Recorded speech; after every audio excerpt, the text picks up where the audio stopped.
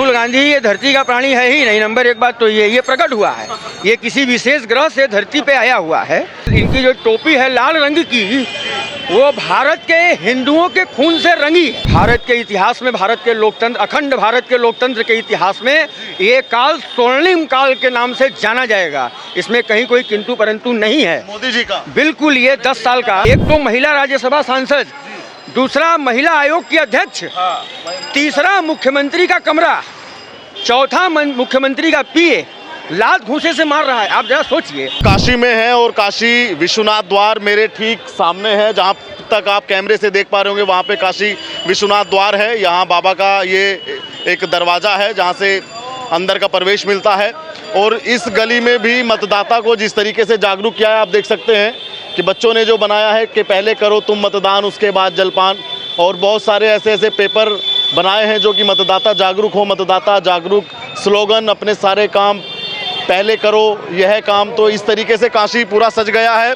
और काशी के लोगों से जानेंगे कि 5 चरण का जो चुनाव हुआ है उसमें अभी तक के चुनाव को कहाँ देखते हैं। सर ये बताइए, अभी तक आप कहाँ देखते हैं 5 चरण का मतदान हो चुका संपन्न, कहाँ देखते हैं 2024 के लोकसभा चुनाव को? देखिए, 2024 का जो लोकसभा चुनाव है जी, वर्तमान में भारत के लिए ये चुनाव बड़ा अहम है। और खाली भारत के लिए ही नहीं, ये चुनाव पूरे दुनिया के लिए बड़ा विशेष होने वाला है। दुनिया के लिए क्यों?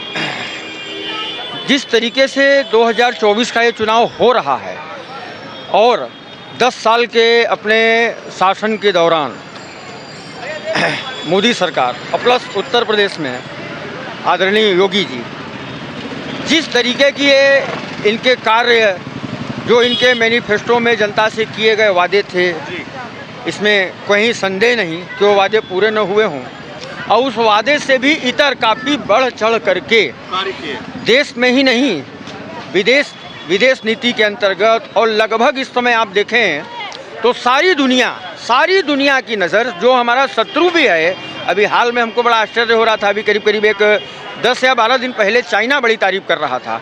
और चाइना ने यहाँ तक कहा, स्वयं वो क्या नाम है उनका, अभी देखिए हम नाम भूल गए, वहाँ के जो हैं राष्ट्रपति जी, सिंह जी, क्या नाम है उनका, जिनपिंग साहब, कि मैं स्वयं चाहता हूँ कि तीसरी बार भी मोदी सरकार भारत में आए।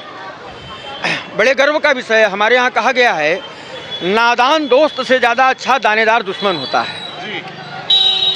दोस्त अगर नादान है तो वो मूर्ख है, लेकिन अगर दानेदार दुश्मन है तो वो दुश्मन की भी कद्र करेगा। इसमें संदेह नहीं कि पाकिस्तान को दुश्मन क्या कहें, उसको तो भीख में दिया गया है, लेकिन चाइना हमारा दुश्मन ज़रूर है।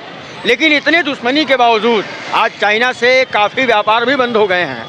उसके बावजूद भी वो हमारे माननीय प्रधानमंत्री की तारीफ़ कर रहा है, और तारीफ़ के कसीदे आदरणीय योगी आदित्यनाथ जी की भी पढ़ रहा है। शर्म आती है अपने देश के एक कम 60 दल के नेताओं को, गठबंधन वालों को, हैं वो बुराई करते हैं। अब मैं मतलब कोई भी आदमी अगर न्यूज़ चैनल उठा के देख ले, मोदी जी को 140 सीट मिलेगी, कोई कह रहा है 80 मिलेगी, कोई 220 मिलेगी, कोई अरे ये सब अपना तो बता ही नहीं पा रहे हैं कि इनका क्या होगा।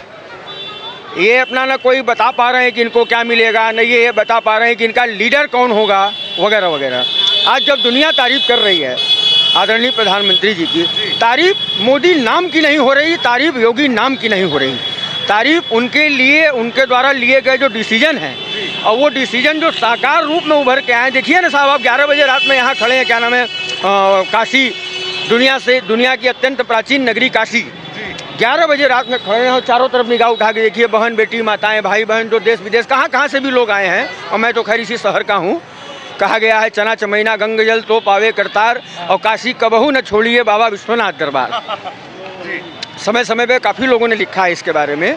जो नगरी आज से 10 साल पहले हमारे गंदगी से सराबोर थी, 6-7 घंटे के आसपास लाइट आती थी यहाँ। ये सच्चाई है, जो इस शहर का रहने वाला है वो बताएगा। साहब आप देखिए, 11 बजे रात में भी ये नगरी गुलजार है, जगमगा रही है। लोगों का विश्वास, लोगों का भरोसा, और जो हम टीवी पे सुन रहे हैं संविधान खतरे में, तो लोकतंत्र खतरे में, तो ये तो वो ये काम आदरणीय प्रधानमंत्री जी, मुख्यमंत्री योगी आदित्यनाथ जी, जो डबल इंजन की सरकार बार बार हमारे बोलते हैं, उनके वो दिख रहा है साहब, वो दिख रहा है। जो लोग बाहर भीतर से भी आ रहे हैं और देख रहे हैं, काफ़ी सारे ऐसे लोग आए हैं इन 3-4 सालों में। जो पहले भी 10-10, 20-20 साल आते रहे वो आश्चर्य में है। करिए, ये वो काशी है ये वो काशी है। ऐसे काशी अपने पहचान को मोहताज तो नहीं है, लेकिन समय समय पे विरासत को आधुनिकता और समय का जामा पहनाना। बहुत से लोग ये कहते हैं कि क्या ज़रूरत है नवीनीकरण की। अरे क्यों नहीं ज़रूरत है। जैसे हमारा शरीर है, हमको रोज़ दाढ़ी निकल रही है, मूछ निकल रही है, बाल निकल रहा है, अब इसको हम 10 साल तक न बनाएं तो क्या हम सामाजिक रूप से सामाजिक आदमी नजर आएंगे? ये मैं व्यक्तिगत उदाहरण दे रहा हूँ। आदमी अपने आप को नीट एंड क्लीन रखता है, साफ सफाई रखता है, अच्छा कपड़ा पहनता है कि नहीं अच्छा दिखे। तो ऐसे भी विरासत को संरक्षण की आवश्यकता जरूरी है। और जो गांधी बस एक बात में नाराज है, कह रहे हैं कि भाई रोजगार नहीं दिया, अब देश में पढ़े लिखे प्रधानमंत्री की आवश्यकता है। वो कह रहे हैं हम विदेश से पढ़े हैं, बढ़िया विकास को जानते हैं, बढ़िया रोजगार देना जानते हैं और युवाओं को कुशल बना देंगे। नहीं, राहुल गांधी तो समझ लीजिए कि अब ये सत्य का भंडार है। ये राहुल गांधी ये धरती का प्राणी है ही नहीं। नंबर एक बात तो ये प्रकट हुआ है, ये किसी विशेष ग्रह से धरती पे आया हुआ है। और इसके वाणी को भी आप सुने तो ये बड़ा ही अद्भुत है। मतलब ये पूरे साहित्य कोश खाली पड़ जाएंगे जो ये शब्द निकालता है बाहर। अब रहा सवाल महंगाई का, इंदिरा जी और नेहरू जी का शासन काल था। 70 और 80 दशक में फिल्में आया करती थी, रोटी कपड़ा और मकान। हाँ, और भी कई फिल्में आया करती थी, इमरजेंसी को लेके भी फिल्में बनी हैं, जिसमें इनके चाचा जी संजय जी जाकर के मारे पीटे भी थे। अभिनेत्री थी शबाना आजमी जी जो अभी जिंदा भी हैं, और डायरेक्टर का भी रील वगैरह फाड़ दिए थे। तो उस समय भी हाय महंगाई, हाय महंगाई, वो महंगाई डायन वगैरह वगैरह। इंदिरा जी और जवाहर जी का नारा था कि हम महंगाई हम हटाएंगे। अब आप जरा सोचिए, जो 47-48 के बाद प्रधानमंत्री इस देश का बना और 3 बार बना, और उसके बाद उसी के खानदान के लोग 50-60 साल तक प्रधानमंत्री राज करते रहे, जो हमारे आदरणीय प्रधानमंत्री जी बोलते हैं शहजादा, तो गलत कहीं से नहीं बोलते हैं। तो ये लोग 70-60-70 साल से ये महंगाई को दूर किए कि गरीबी को दूर किए, ये क्या क्या किए। परिश्रम तो ज़बरदस्त किए जैसा कि ये बताते हैं, लेकिन गरीब लोगों ने स्वयं इनको दूर कर दिया कि हमें अब आपका जो है सेवा नहीं चाहिए। शहजादे पे मैं आपको कुछ कहना चाहूँगा। आज अखिलेश यादव ने कहा कि शहजादों से प्रधानमंत्री मोदी डर गए हैं। भाई देखिए, अखिलेश यादव, एक कहावत है, एक तो करैला ऊपर से नीम चढ़ा, एक तो राहुल करैला और ऊपर से अखिलेश यादव नीम, ये दोनों एक दूसरे के ऊपर चढ़ के बैठे हुए हैं। अभी आप 4 तारीख बीत जाने दीजिए, मात्र 10 ही 15 दिन बचा है। जैसे इसके पहले, जैसे शहजादे को लेकर ये भाषण दे रहे हैं, जैसे इसके पहले ये लोग एक दूसरे के माथे पे बम फोड़ते नजर आए थे कि इनके वजह से मैं हारा, इनके वजह से मैं हारा। उस समय क्या हाथ पसंद है, साथ पसंद है का नारा था, समझ रहे हैं आप। तो और अखिलेश यादव जो समाजवादी पार्टी है, इसका जो है पर्दा जो है पूरी तरीके से फांस है। सबसे पहले तो जो इनकी जो टोपी है लाल रंग की, वो भारत के हिंदुओं के खून से रंगी है। लाल टोपी जो इन्होंने राम भक्तों, कार सेवकों पे, हजारों हजार कार सेवकों को, जिंदा भी कार सेवकों को फेंक दिया सरयू नदी में। जो सरयू नदी आज रंगीन फव्वारों से जगमगा रही है योगी जी और मोदी जी के शासनकाल में, यही सरयू नदी लाल खून के छींटों से दिखाई देती थी। ये इतिहास में भी दर्ज है और भारत के भी लोग जानते थे। उसी अयोध्या ऐसी पावन धरती पे जहाँ कभी भगवान श्री राम के पावन चरण पड़े, वहाँ उन्होंने कोठारी बंधुओं के दोनों बच्चों की, 18 साल और 22 साल के बच्चों के हेलीकॉप्टर से गोली मारा है। परिंदा पर नहीं मार सकता। स्वयं मुलायम सिंह यादव टीवी पे आकर के बोले हैं कि हमने मस्जिद बचा ली। अरे मस्जिद बचा ली, मंदिर बचा ली, क्या होता है जी? आप सूबे के सीएम हैं, घर में अगर मान लीजिए बच्चे या छोटे आपस में झगड़ जाएं तो बड़े की जिम्मेदारी होती है कि दोनों में संतुलन बनाना और काम को एक सही दिशा में लेके जाना। ये थोड़ी ना कि किसी एक को पीट देना या किसी एक को नष्ट कर देना।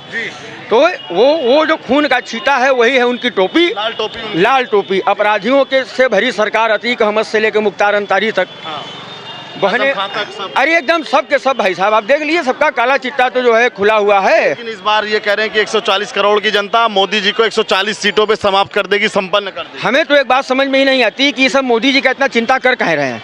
इस सबको चिंता तो अपनी करनी चाहिए ना। अरे इनकी तो अभी उम्र नहीं है मोदी जी तो 73-74 साल के हो गए। ये सारे के सारे मिल करके सिर्फ मोदी जी, कोई कह रहा है इतना पाएगा, कोई, ये सब मोदी जी की चिंता बंद करे ना।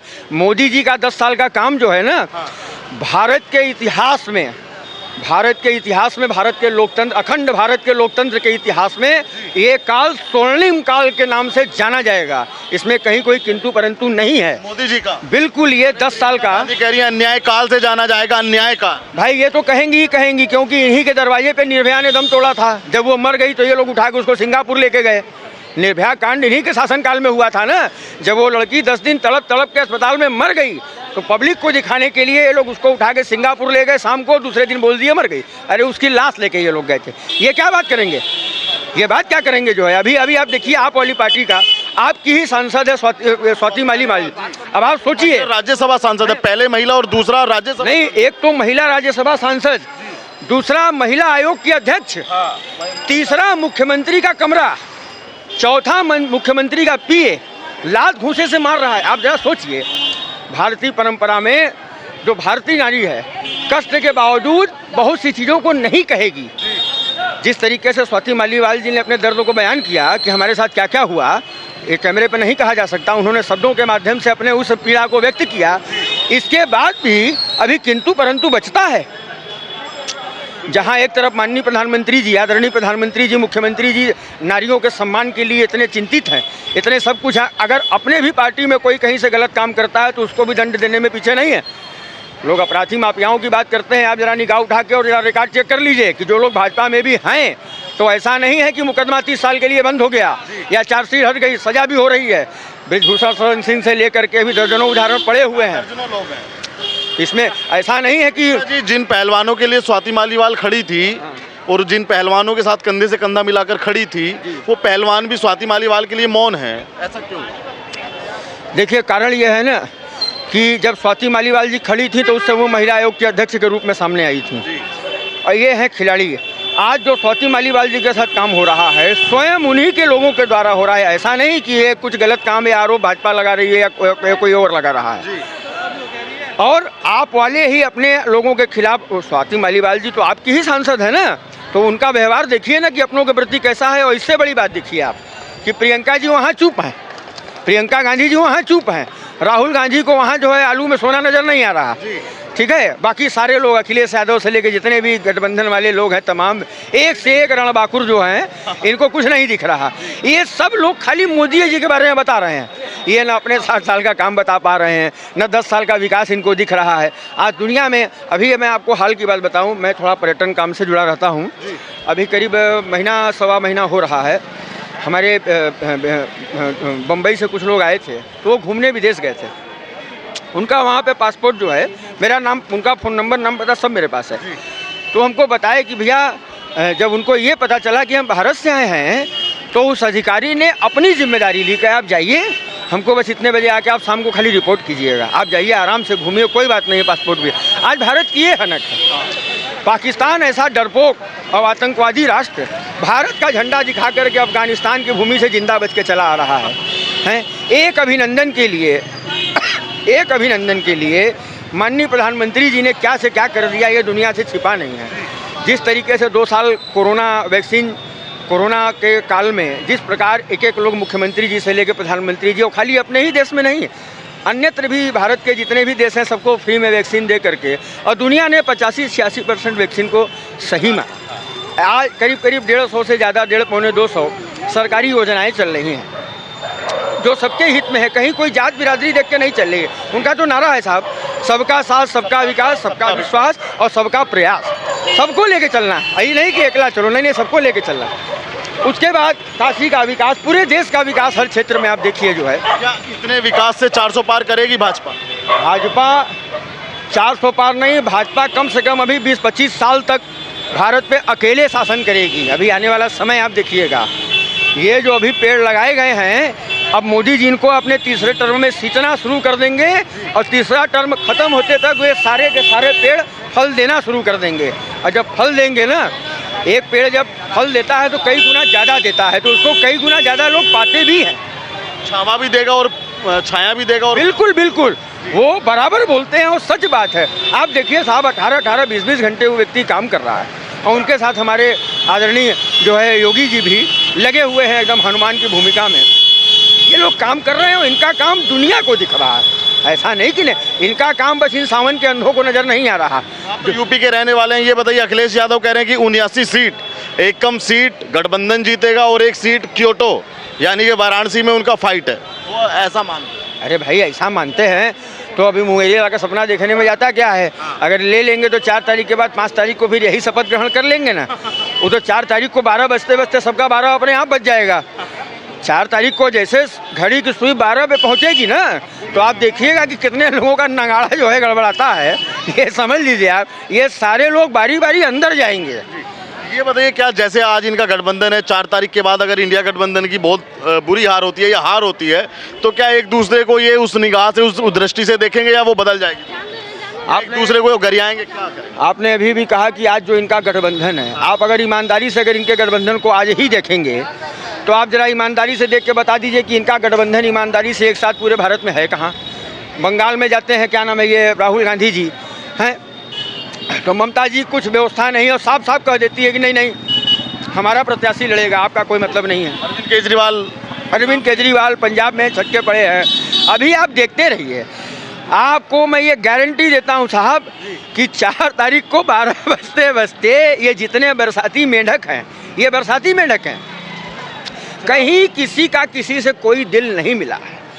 हम तो धन्यवाद देंगे मोदी जी का, और आप देखिएगा भारत के इतिहास में ये काल हमेशा याद रखा जाएगा।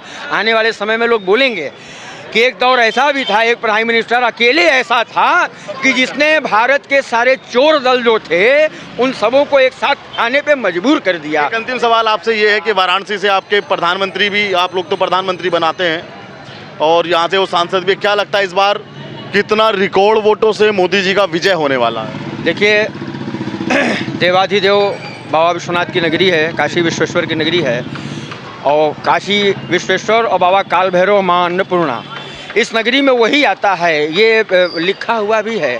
और बाबा का दर्शन भी वही पाता है जिसको बाबा बुलाते हैं, बाबा चाहते हैं। अगर मैं भी अभी चाहूँ तो ये मेरे चाहने से भी नहीं होगा, भले मैं यहीं का रहने वाला हूँ, बराबर आता जाता हूँ, ये वो तब होगा जब वो चाहेंगे। बाबा का आशीर्वाद मोदी जी पे और योगी जी पे सदैव सदैव के लिए है। ठीक है, देखिए कुछ काम हम लोग करते हैं और कुछ काम के लिए वो व्यक्ति चुनाव करता है, जो सबसे ऊपर वो शक्ति बैठी है। जैसे राक्षसों से लड़ना था तो सारे देवताओं ने एक शक्ति का चुनाव किया, और सारे देवताओं ने अपनी जो शक्तियाँ थी उस शक्ति में समाहित की। सारे देवताओं के पास जितने अस्त्र शस्त्र थे उस शक्ति को प्रदान किया, जो हम लोग का चुनाव किया हो। बिल्कुल मोदी जी का चुनाव किया। और हमने आपसे भी कहा ना कि 20-25 साल आगे तक ये 24 को न देखें, ये 24 को तो देखना ही भूल जाएं। ये हाँ, इतना ज़रूर है कि अभी काफ़ी दल अपने आप ये 4 तारीख को 12 बजते बजते विलीन हो जाएंगे, पंचतत्वों में अपने आप विलीन हो जाएंगे, जीती जागृत अवस्था में। बाबा का आशीर्वाद है, माँ का आशीर्वाद है, और काल भैरव जी का आशीर्वाद है, और जनता का बेहद प्यार है हमारे आदरणीय प्रधानमंत्री योगी जी और मोदी जी को। आज मैं एक लास्ट सवाल है, आज अजय राय का मैं कुछ एक टिप्पणी सुन रहा था, वो कह रहे थे कि महिला का विरोधी कौन है, महिला किसने अपने साथ में रख के छोड़ दी, ये सब पूरी दुनिया जानती है। देखिए ऐसा है कि विरोधी असली कौन? पहली बात, आदरणीय अजय राय जी बड़े भाई साहब हैं, शहर के हैं, और सबसे पहले तो उनको हर हर महादेव। और अब जो महिला की बात किए हैं, हमें समझ में खाली एक बात ये नहीं आ रही कि जो इनके पार्टी में भाई स्वाति मालीवाल केस से तो ये भी जुड़े हुए हैं, राय साहब भी गठबंधन है, और हमें इस बात का बेहद दुख है राय साहब, एक छोटे भाई होने के नाते ये अगर आप वीडियो देख सकें तो बेहद कष्ट है कि ऐसी राजनीति और ऐसा सम्मान तो साइड में कर देना चाहिए। जिसने अपने खून की हत्या की, अब आप उसका प्रचार कर रहे हैं, ऐसी स्थिति में तो बस एक ही जवाब होना चाहिए, हाँ या ना, इससे अधिक हम कुछ नहीं कहेंगे। इस बात का बेहद दुख है। अब बाकी आप बड़े भाई हैं, जो आप बोल रहे हैं अपने तरफ पहले अपने गिरबा में झांक के देखिए, बाकी दूसरे को बोलिए।